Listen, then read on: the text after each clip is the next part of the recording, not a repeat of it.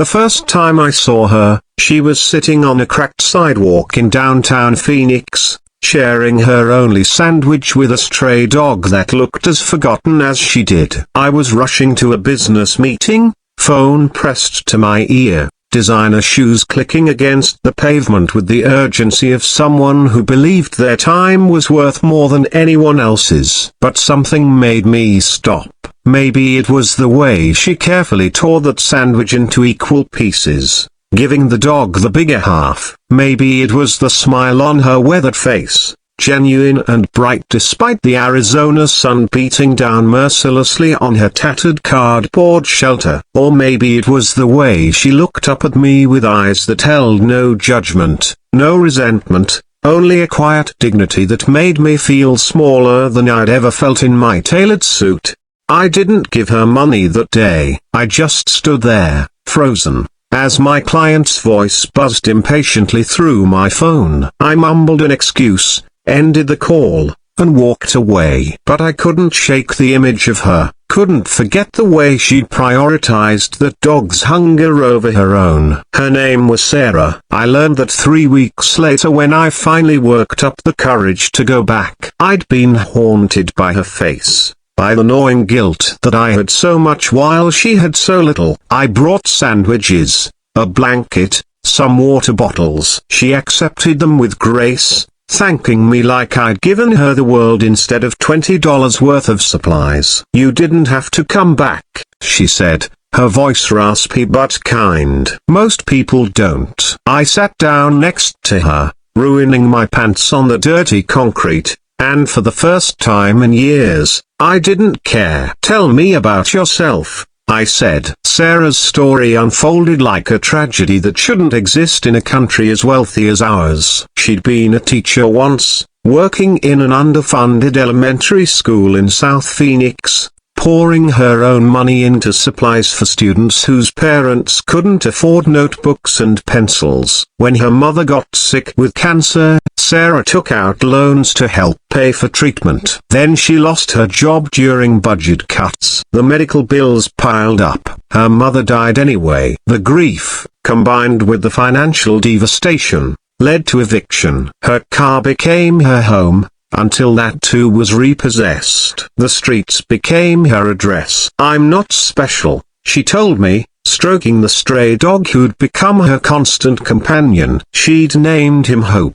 "There are thousands like me. People who worked hard, did everything right, and still fell through the cracks." I visited Sarah every week after that. At first, I told myself I was being charitable, that I was a good person for caring. But the truth was more complicated. Sarah was teaching me things I'd never learned in my MBA program. She showed me which other homeless individuals needed help the most. The single mother hiding in the shelter system with 3 kids, the veteran with PTSD who was too proud to ask for assistance, the teenager who'd aged out of foster care with nowhere to go. Sarah knew everyone's story, everyone's struggle, and she shared what little she had with all of them. One scorching afternoon in July, I watched her give away the new shoes I'd bought her to a young woman whose feet were bleeding from walking in broken flip-flops. "She needs them more," Sarah said simply,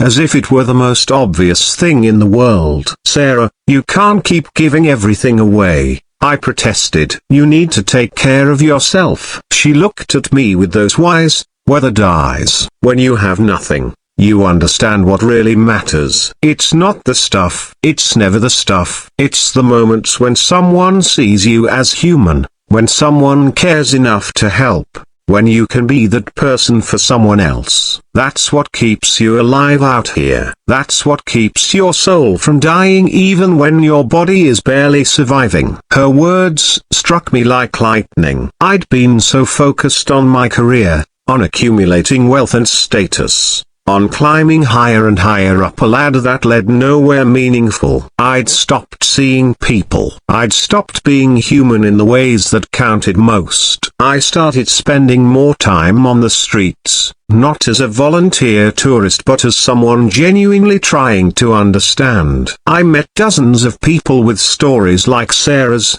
People who weren't lazy or addicted or deficient. They were unlucky. They were abandoned by systems that were supposed to protect them. They were invisible to a society that would rather look away than confront uncomfortable truths. It was Sarah who came up with the idea. We were sitting under an overpass during a rare rainstorm, watching the water sheet down from the concrete above, when she said, "You know what we need? We need a place, not a shelter where you're treated like a problem to be processed. A real place, where people can get help, but also where they're respected, where they can rebuild." I thought about my comfortable apartment, my savings account, my comfortable life. What if I could help make that happen? Sarah's face lit up in a way I'd never seen before. "You mean it?" "I mean it." What started as a simple idea became my obsession. I took out my savings, sold my car, downsized my life. I reached out to everyone I knew, leveraging every connection, calling in every favor. Some people thought I'd lost my mind. My boss certainly did when I quit my job to pursue this full time. But others surprised me. The CEO of a local construction company donated materials. A retired social worker offered her expertise. Local businesses contributed furniture, supplies, money. A church offered a building they weren't using. The most surprising supporter was my younger brother, Marcus. We hadn't been close in years. He'd always thought I was too materialistic, too focused on money. But when I told him about Sarah and what we were trying to build, he showed up with a checkbook and tears in his eyes. "I'm proud of you," he said. "This is who you were supposed to be all along." It took 8 months of exhausting, frustrating, beautiful work. 8 months of permits and paperwork and painting walls and building partnerships. Sarah was involved in every decision. This was her vision as much as mine, and I made sure everyone knew it. We called it the Sarah House, though she protested, insisting it be named something else. But I was firm. This exists because of you. Because you never stopped seeing people. Because you never stopped caring. The Sarah House wasn't just a shelter. It was a community center, a resource hub, a place where people could get IDs, apply for jobs,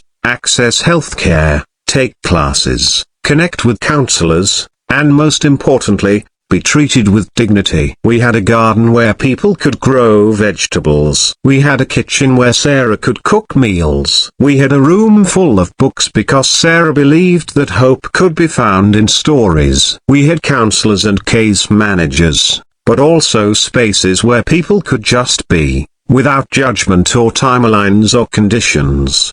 The grand opening was on a crisp October morning. The mayor came, local news stations showed up. But the moment that mattered most was when Sarah walked through the doors she'd helped paint, surrounded by people she'd cared for on the streets, and started crying. Not sad tears, overwhelmed, joyful, disbelieving tears. "This is real," she whispered. "This is really real." Hope, her faithful dog, wagged his tail beside her, a therapy dog vest now adorning his once mangy fur. In our first year, the Sarah House helped 243 people. Some found permanent housing, some reconnected with family, some got jobs, some just found a safe place to heal. Sarah lived on site, not as a client but as a community leader, the heart and soul of everything we'd built. She knew everyone's name, everyone's story, everyone's dreams. But the real miracle wasn't the building or the statistics. It was the ripple effect. Other cities started calling, wanting to replicate our model. Volunteers flooded in, inspired by Sarah's story and wanting to be part of something meaningful. Local businesses started hiring our clients, giving people chances they'd been denied elsewhere. The community that had once looked away began to look closer, to care deeper, to act bolder. One evening, 2 years after we opened, Sarah and I sat on the porch of the Sarah House, watching the sunset paint the Phoenix sky in shades of amber and rose. Hope slept between us, his gentle snores a comforting rhythm.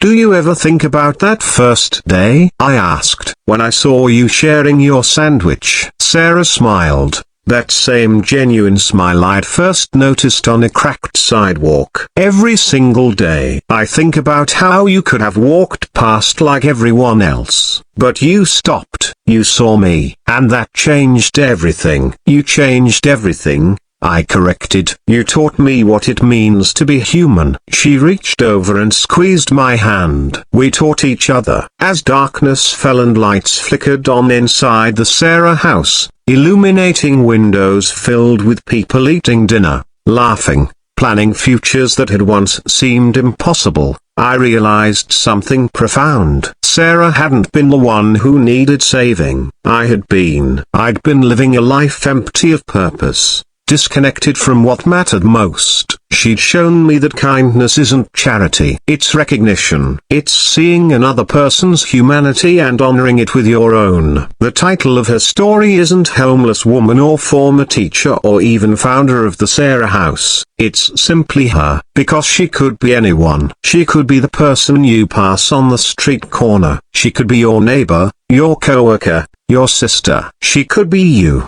in different circumstances, with different luck. Her story is a reminder that we're all connected, all fragile, all capable of both falling and flying. And when we choose to see each other, really see each other, when we choose kindness over indifference and action over comfort, we don't just change individual lives, we change the world. One sandwich, one moment, one heart at a time. That's her legacy. That's her gift. That's why I'll spend the rest of my life trying to see people the way she always has, with eyes unclouded by judgment, with a heart open to connection, with hands ready to help. Because she showed me that being human isn't about what we have or what we've accomplished. It's about who we are when no one's watching, how we treat those who can't help us in return, and whether we choose love over fear when the world gives us every reason to look away.